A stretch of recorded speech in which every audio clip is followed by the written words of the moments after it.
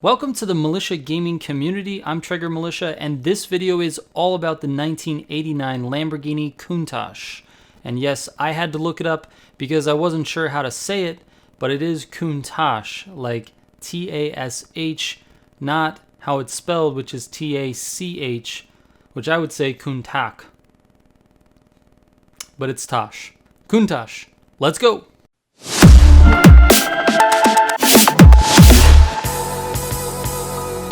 Alright, I like to start out every video by thanking everyone for being here. Thank you so much for clicking on this video and deciding to watch it. If you're a subscriber and you're back for another one, welcome back. I raise the barks to you. For new viewers, thank you for joining me for the first time. You're going to get an introduction to what I like to do for Need for Speed videos, and that is build videos. I've made a ton of build videos.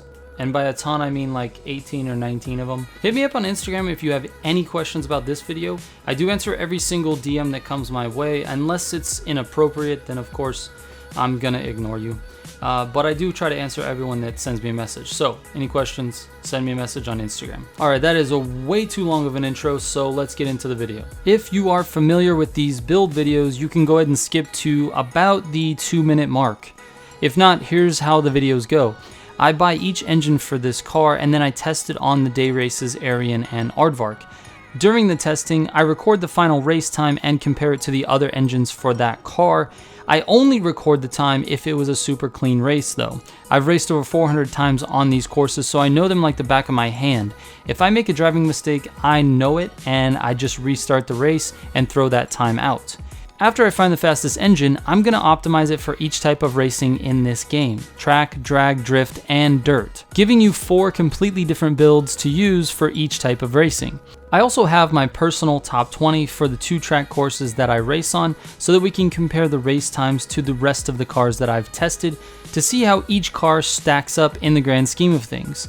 The idea is to have some sort of foundation to rank the cars from fastest to slowest, and keep in mind this is my personal top 20.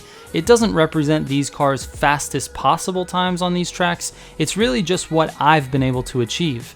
There are people out there running faster times using race shortcuts and different builds. The goal is really just to find the fastest engine for the car because that seems to be the biggest headache when building cars in this game. This 89 Countach has 10 available engines, however only 3 of them are really viable. The 710 horsepower 3.9 liter V8, the 730 horsepower 6.5 liter V12, and the 460 horsepower 6.2 liter V8. These engines felt very similar in terms of overall speed carried on through the corners, and acceleration out of turns. The 710 horsepower 3.9 liter V8 ran the fastest times during testing on both Aerion and Aarvark, so I'm crowning it the fastest engine for the car. So to then tune the car, I dropped the downforce all the way down and turned the steering sensitivity all the way up and put on a set of race tires. After making those changes, I ran the car's fastest time on Aerion of 2:59.8, which makes this Lamborghini Countach the 13th fastest car I've tested. And honestly, that's not very impressive. I was definitely a bit disappointed with its track performance. I'm a huge fan of these 80s supercars, the Countach, the Testarossa, the F40. They are beautiful cars and I wanted them to perform at the highest level, but unfortunately this Countach does not. My fastest build for track racing looks like this: the 710 horsepower 3.9 liter V8 engine, Ultimate Plus parts for all of the engine parts, Ultimate Dual Turbo, 3x5 pound NOS, Super Track suspension, Elite brakes, Elite race tires, Elite Plus clutch, and Elite 7-speed gearbox with a Super Track differential. I would also recommend minimizing the downforce and maximizing the steering sensitivity, but you can change these to your liking. As far as a track car goes, which is exactly what this car is supposed to be, I give it a 7 out of 10. It often struggles through turns and can't figure out which gear it needs to be in coming out of them, and just doesn't have the acceleration that's needed in this game. It's nowhere near the level of the F40 or the 4GT or even the F1, and certainly not the RSR. That being said, it's still faster than the average cars in the game. Moving on. Using the 710 horsepower engine, I swapped to the drag tires and started testing gearboxes. The 7-speed gearbox gives you the best quarter mile, and if you minimize the downforce, you get a time of 8.67 seconds. This ranks 8th out of 17 cars that I've tested, and it's only 0.37 seconds behind the fastest drag car in the game, the Beetle. 0.3 of a second can be determined in the launch, so it's definitely a fast drag car, but with the right driver, all 7 of the cars ahead of it will beat it. Here's the complete drag build. 710 horsepower 3.9 liter V8 engine, Ultimate Plus engine parts, Ultimate Dual Turbo 1x15 pound NOS, Super Track suspension, Elite brakes, Elite drag tires, Elite Plus clutch, Elite 7-speed gearbox, and Super Track differential with a minimum downforce. As far as the drag car goes, I give it a 9 out of 10. Now obviously this car is not supposed to be a drift car, but since this is a video game and this is sort of my protocol, let's see how it does in the drift sections. To build this car to be a drift car, I started with my standard drift parts, the speed cross suspension, drag tires, and drift differential. However, this really wasn't ideal.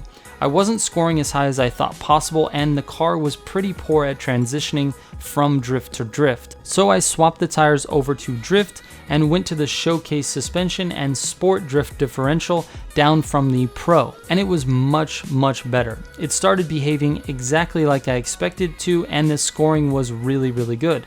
It was not quite the highest scoring car, but because it's fairly easy to control and transition, it's easy to 3-star the drift sections.